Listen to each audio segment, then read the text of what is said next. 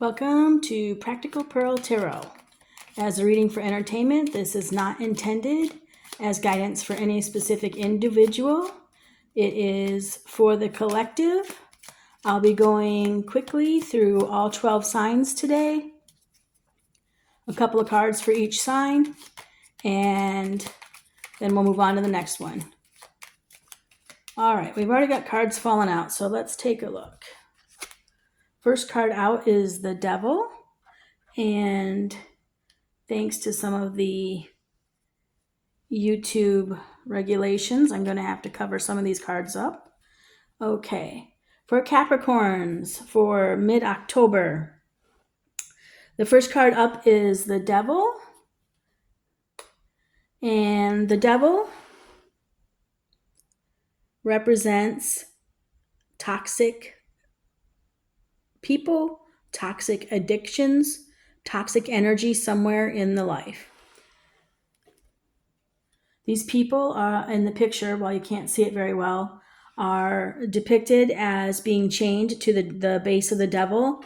And this means that they're having a very tough time separating themselves from whatever it is that's caught their attention. They're having a very challenging time walking away from it. And it comes as a huge burden right now in the middle of October. You can see here that the 10 of Wands indicates that this person is carrying 10 wands, and it's a huge burden for him to carry. But note that there's absolutely nothing requiring him to carry these wands except for his will to do so. He can start putting down the wands at any time. He can lay them down one by one. He can put the whole bundle down. So this is a self-imposed burden, whatever this toxicity is in their life. Next card up is the Hierophant, and this is for Capricorn mid-October. Hierophant is the established hierarchy in one's life or one's existence or one's environment, meaning that it could be something as overarching as a government. It could be religious beliefs. It could just be the pressure of family around someone. But there are indications here that this is very much having a deep impact. Whatever these outside influences are, this overarching empirical sort of energy is, it's having an effect on this person's life to the point where they're perhaps facing some sort of addiction or toxicity.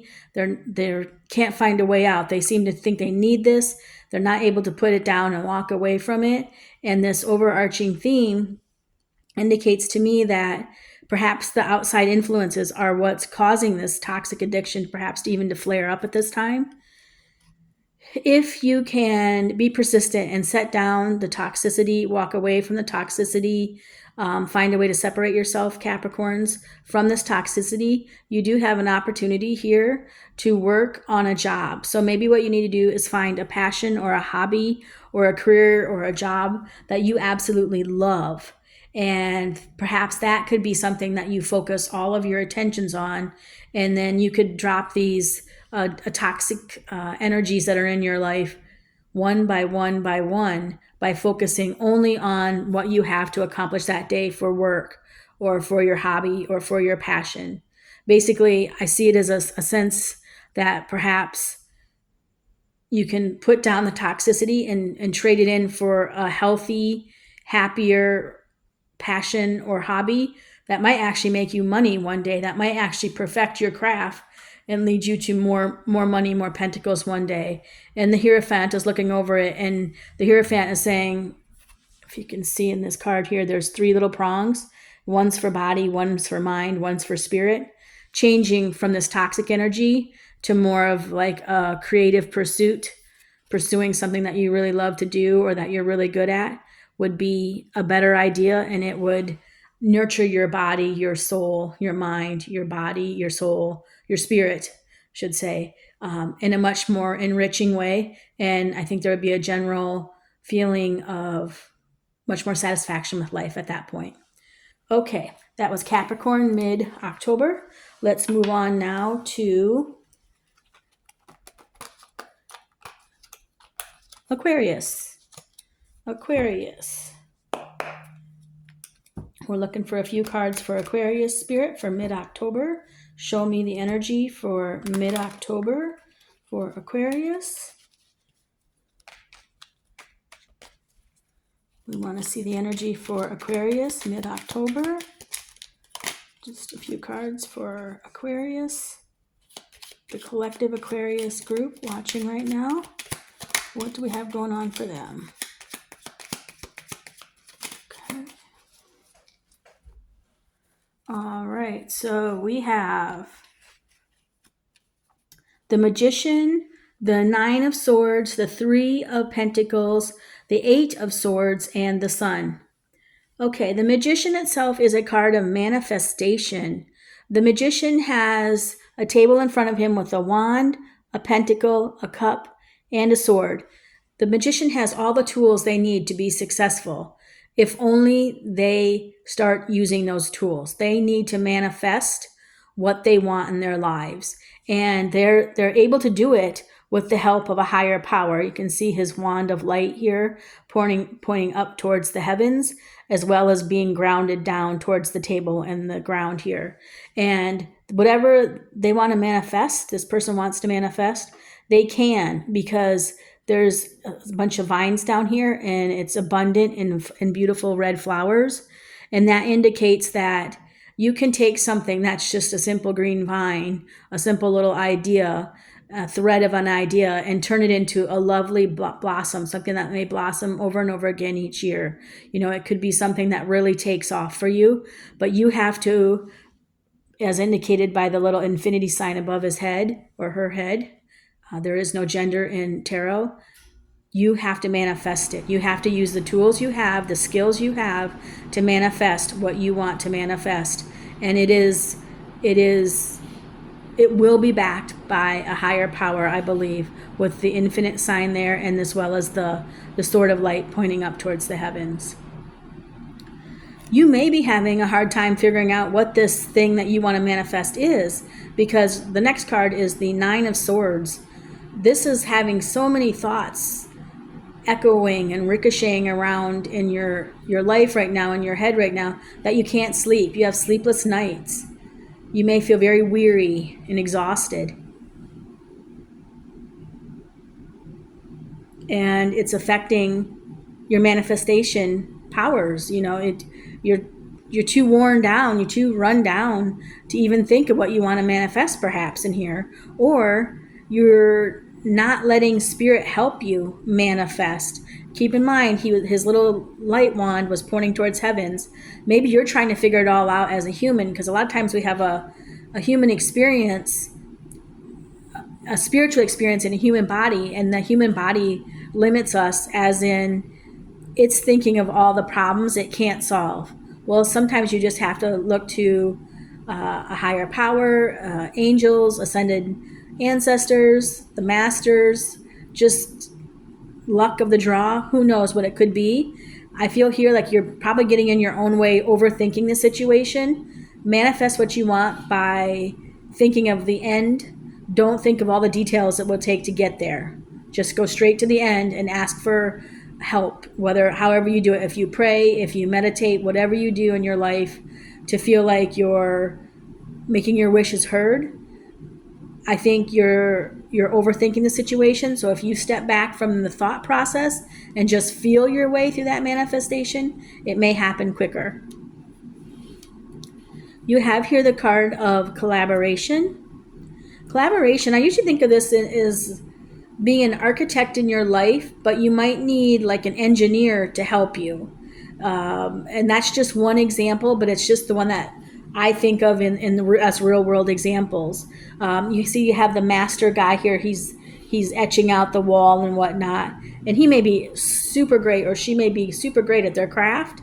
But there's a couple of other people here who have opinions on how things should be, and I get the sense here that they'll make a better outcome for themselves, a better product for themselves, if they all work together and can get on the same page for this craft or this idea or this co-working effort, collaborating effort.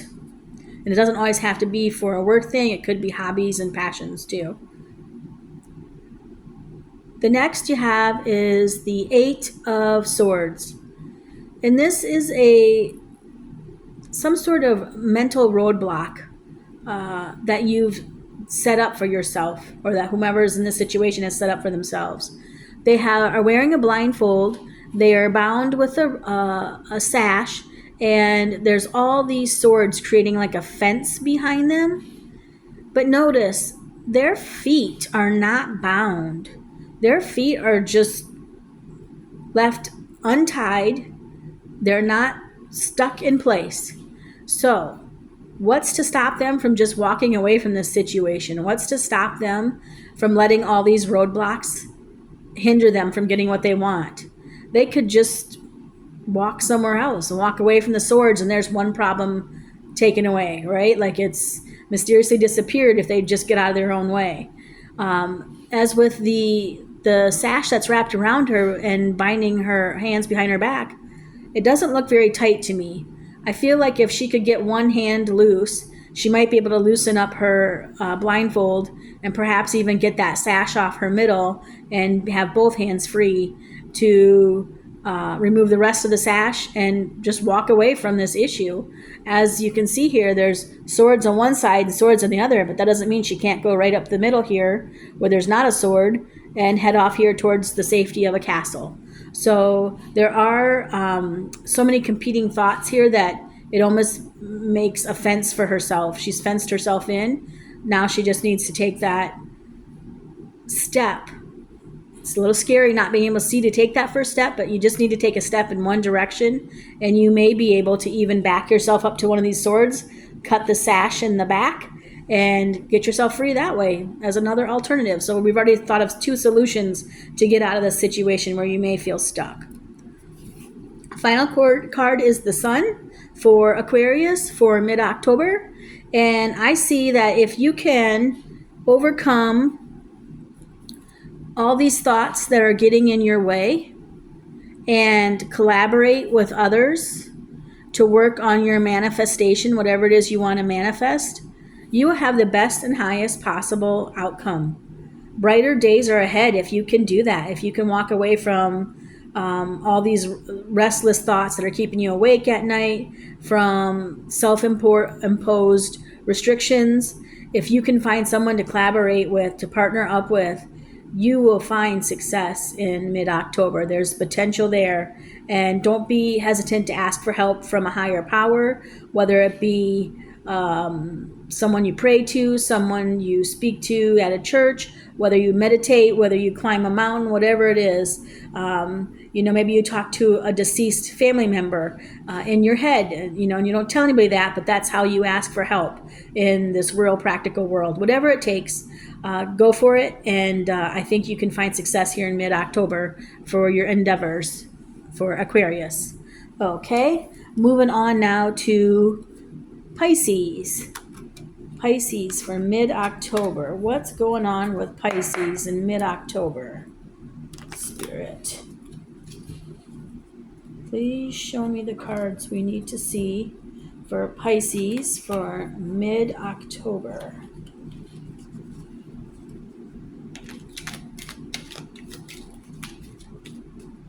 Oh my goodness. Okay.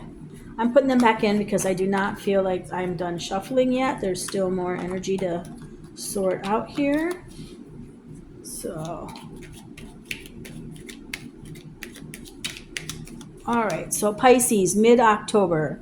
Can we get 2 to 4 cards for Pisces, mid-October, Spirit? Please show us clearly, show us clearly, show us clearly. Pisces for mid-October.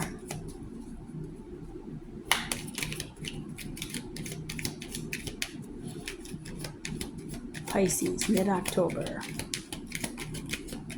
Okay, all right, so we've got a couple that have flipped in the deck, then this one, and then the last one to flip was that one. I think that's it.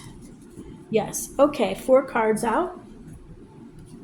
Pisces, mid-October, we start with the Hierophant once again. So maybe there's an overreaching, based on a previous reading I did here in just a few moments ago. This is the second time the Hierophants come out. And so maybe it's an overreaching energy like the government, or a certain political party, could be law, could be religion, could be, if you're a member of the Elks or the Lions Club or whatever, Foreign Legion or something, and maybe there's rules to those clubs that you belong to, that may be affecting your life right now. There's definitely an Emperor energy here for the Pisces. Emperors usually are a combination of all four kings in tarot, meaning they're emotionally stable. They are at their wisest point. They've collected as much knowledge as they basically can. They are not afraid to go after what they want, and they are not afraid to fight.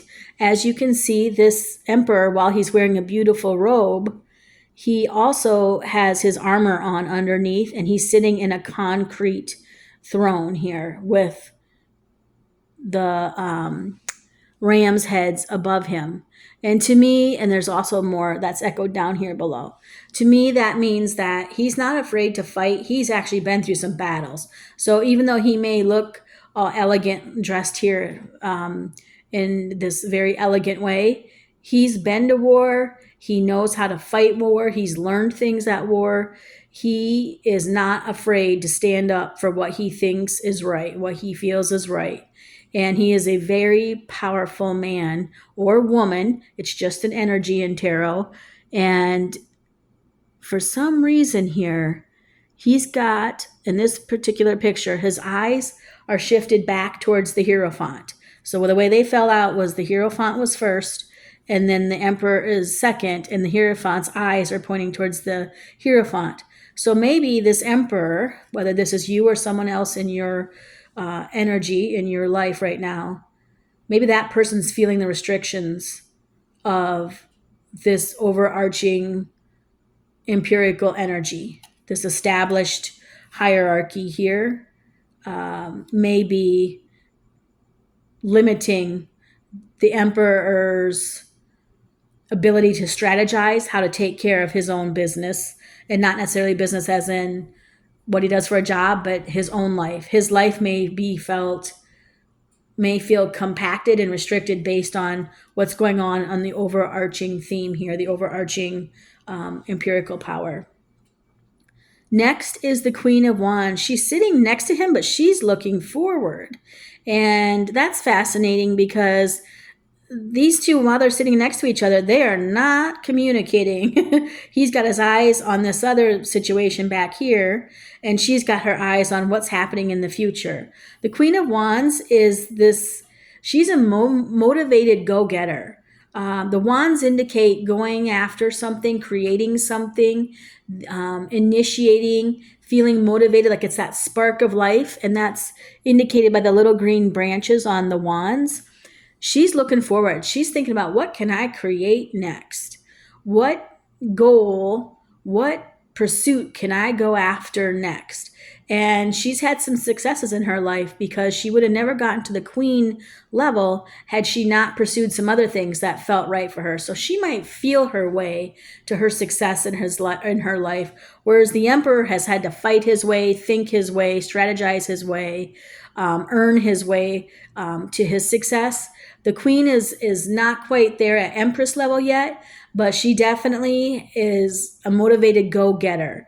There may be a little bit of tension here with him looking towards the past and feeling restricted, and maybe what she wants to manifest hasn't happened yet, and he may be feeling the pinch of maybe financial constraints or law constraints that if these two are together, she may not be able to go after what she wants to go after because he may be feeling the pinch of this overarching power. For instance, he doesn't have enough financial funds, or he's worried about the financial funds going forward enough that he may have to hinder her, whatever she's planning next. The interesting part is what she's looking forward to is the death card. And I do not want you to worry, Pisces. This is not typically a card of death, as in someone is going to pass. This is usually a card of transitions. As you can see in the card here, and pardon me, this is a tiny little deck, but there are some guilty people, older people, people who maybe are not as innocent and pure as they should be. They're under the hoofs there, and they have been left in the past. But there's two innocent children here, and some sort of perhaps figure of like prayer, religious figure, more not necessarily religious, but a pure energy, like the children's pure energy. They are untainted by things. Those children and that pure figure were allowed to stay standing as this skeleton figure rides his white horse through with the flower. And for me, this means transition. So she's looking forward to whatever her next step in life is. Like I said, this is not necessarily gender specific. Tarot does not see gender, it's just the energy. But if there's two people here in a situation together,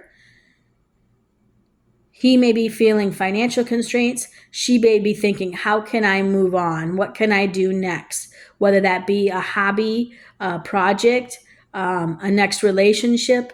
It's not clear here yet what that is. But there's definitely, these two aren't seeing eye to eye. He's looking back, she's looking forward for October 2025 for Pisces. So I wish you the best of luck with that. Okay, moving on to Aries next. Spirit, please show us Aries for mid-October. Aries for mid-October.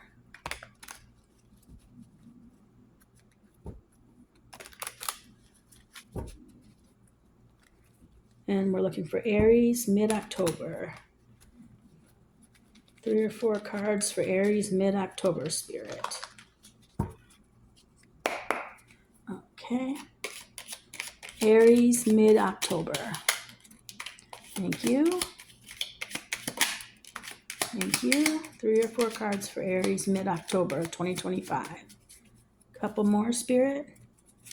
Aries mid-October. Okay.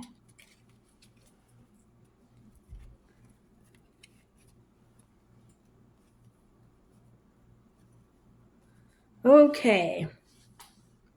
Wow, there just must be some tough energies in the air this week, next week or so. First card on air for Aries for mid-October 2025 is the Ten of Swords. Some situation, some relationship, some thought process, some sort of building construct, meaning something you imagined was there has come to an end. Could be relationships, it could be work, it could be life goals, it could be friendships, it could be any area of the life, and it's seen as done. It's just done. It was a painful ending. There's no looking back now. There's only moving forwards. When you move forwards with the next card, sadly, you get the Tower, but I don't want you to be worried. A lot of people freak out when they see the Tower. It's a very alarming card. There's a tower being hit by lightning and it's on fire and people are falling out, and it is somewhat of a triggering card. However, I see the Tower as a sudden, unexpected change, and very few human beings are able to enjoy change when it's happening to them. But a lot of times, as with this card, once the change is complete, you will understand that why that sudden shift had to happen, that sudden ending or transition had to happen. It was because maybe there was something faulty in the foundation, and by having the Tower fall completely down and maybe losing a few friends along the way, not necessarily to death, but maybe they just have different interests, and maybe they moved away to a different state or whatever the constraint may be. Maybe their coworkers moved to a different department. Doesn't mean, and you found out suddenly, doesn't mean that the situation itself is irredeemable. It just means that the foundation wasn't as solid as it could be, and things can be rebuilt in a better way. You may get coworkers who are even more professional. Maybe they have more skills. Maybe your whole team can do something better if this takes place in the work. It could be something where you may be losing a family member because they're getting married and going off somewhere else, so it'll be better for them. And that'll leave room for the younger cousins to grow up and take that person's place and become a closer friend to you. It's any situation here. When we're reading for the collective Aries group, it could be any situation here. So there does seem to be some sort of ending and a sudden change, unexpected change, but I don't focus on that. Try to get through it with as much as grace as possible, because something better will be rebuilt because of it, is what I'm feeling. This ending had to happen so that the people who weren't strong in your life, the people who weren't strong allies, I should say, in your life, can be released, and you can get better people in, you can get better situations in, you can get better circumstances in. And I see that being what happens here, because as soon as this entity situation is done, this sudden unexpected change happens, and then all of a sudden you get a Page of Swords. The Page of Swords is someone who has this clarity of thought, this moment of clarity of thought. It's this messenger coming in with, here's a new idea. Here is a fresh way to look at things. This person is not dressed for battle, although they're carrying a sword. So you may feel inexperienced. You may not feel like you don't have any, you may feel like you don't have armor on because when the castle burned down, so to speak, you may have lost all of your battle armor in there or whatnot. So you may feel a little unprepared for where this is going to lead, but rest assured that you're going to be headed towards better things. The tower happens to rebuild something in a better structure, better way. And there will be a celebration with friends. Ultimately, whatever is happening after this dark spot here in the middle of October for Aries will get better. You will be celebrating with friends, and I see this happening because of the pumpkin and some of the colors down here. I do see this happening in the fall. It's not something that's far off. It's here in the next, I would say, next week to month ahead. There will be celebrations with friends, family members. You will be, raising a glass, so to speak, and cheering, about something. The harvest is coming in, essentially, and you'll have people to celebrate with. And here, ultimately, you went through all this chaos here in the beginning. It ends up here being the 10 of Cups, one of the happiest, most joyous cards in the deck. There's a sense of family happiness here. The children are dancing and playing. The parents have their arms stretched out wide at the beauty before them. They have a cozy little house in the background. The fields are green and abundant. And you'll basically, somewhere beyond the rainbow is closer than you think, but you do have some tough things to let go of first. And that's for Aries mid-October. All right. Moving on to Taurus. Taurus mid-October. Spirit, please show me Taurus for mid-October. Mid-October for Taurus.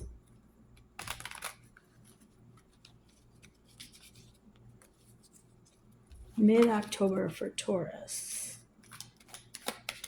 Spirit, please show us clearly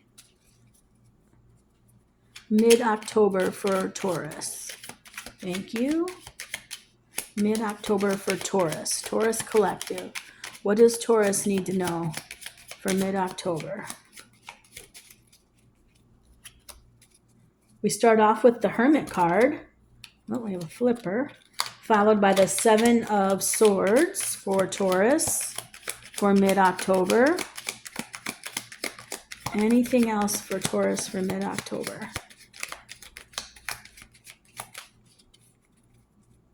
Please show us 1 to 2 more cards for mid-October. Thank you, Spirit. All right, I think we're good there. Okay, we start off with the Hermit for Taurus mid-October. The Hermit is self-reflection. As you can see here in the picture, the Hermit is looking at his lantern. He's all alone. He is almost like a shepherd here, but he doesn't have any flock following him or to look after, at least not that we can see in the picture. And I like it because he's staring into his lantern. He's looking for enlightenment within, meaning he's doing a self-searching introspection to try to find his path forward. Could be someone who is introverted here. It could be, this card sometimes indicates a Virgo, if there's a Virgo involved in your situation. But this reading is for Taurus. That's just one of the signs that I equate to this card. This time spent alone will not be without waste. This is usually a really great time for discovering your own truths. Maybe you're dealing with your dark night of the soul time, if you're familiar with that term. You're dealing with your shadows, with your problems, with your issues, Taurus, by spending time alone at home. Next card is the Seven of Swords. This is a card of deceit and deception, typically. In this picture, the person is basically sneaking away from camp, and he's taking 5 of the 7 swords with him. This is usually a card of the thief, they say. The thief is sneaking away, but he's only taking 5 of the 7 swords because to him, or the person in question here, getting away with something is more important than getting away with all of the things. Meaning, instead of staying and finding a way to carry all 7 swords, this person's getting 5 swords out of the 7 and then getting out as quickly as possible. The person here wants to be discreet. Okay, and if you're doing introspection here and then discretion and deception, this to me, when I look at these 2 cards together as a grouping, perhaps this person is strategizing on how can I get what I need in this time of mid-October in the most discreet way possible. How can I get the bare essentials? I feel like this is a energy where there's something he wants. He just doesn't know how to get it. He's doing this plan of how can I get this thing I want in the easiest, quickest, fastest way without putting in a whole lot of extra work. Usually the Hermit, I feel, is battling your own like inner demons. So maybe this person really is maybe they're just shifty in real life that you're dealing with here, Taurus, in mid-October. Maybe they're just, it could be somebody enacting against you. It could be somebody who, you might be the Hermit at home alone trying to figure out what's going on in your life, why you're having some struggles, while someone else plots against you.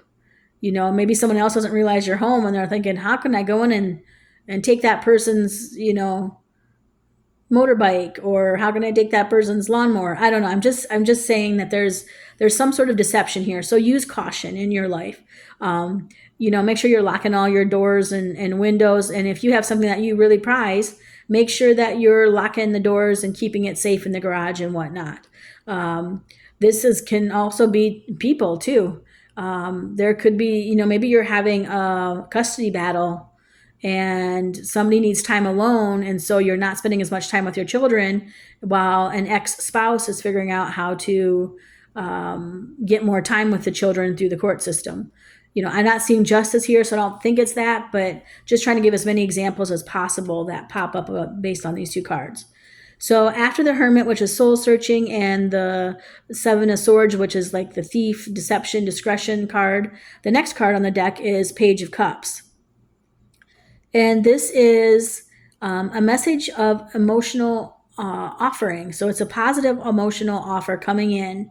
And it could be somebody sneakily spying on your social media here, sneaking in and taking peeks of your social media to find out, what your status is in life, if you're single, if you're available, if you're looking, if you're fed up, whatever it may be. Because maybe you've been off of social media. Maybe you've been pretty silent on social media with this introvert card here, hermit card here.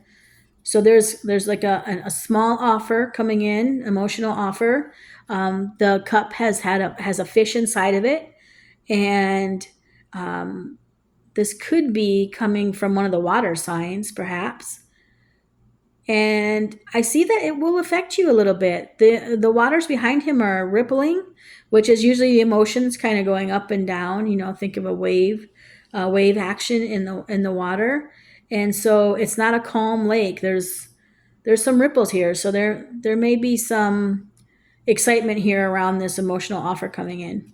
Keep in mind, it doesn't always have to be romantic. You could have a small neighbor child that you babysit who could, bake you some cookies and bring them over for babysitting or something of that nature. It's not always romantic. I know we always want it to be romantic, but it's not always romantic. Use it, change it to it fits your needs here. And the final card you got, Taurus, is the Sun. It's the brightest card in the deck and the cheeriest card in the deck. And it is a card of jubilation. There's sunflowers in the back. It's cheery, it's bright. The flag is flying high. There's a white horse. There's the innocent little angel here. It's just happy as can be, or the innocent little child here is so happy, just riding their horse. Sense of freedom, a sense of being unrestricted joy, just absolute joy. So somehow you've made it past this tough situation of the hermit and the thief. You've gotten this tiny little emotional offer, but that tiny little emotional offer is almost like a brand new start for you. It's like the clouds have parted and the sun has come out in your life afterwards.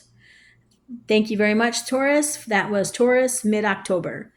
And I'm going to take a break, and we'll come back with part 2, the rest of the signs for mid-October. Thanks.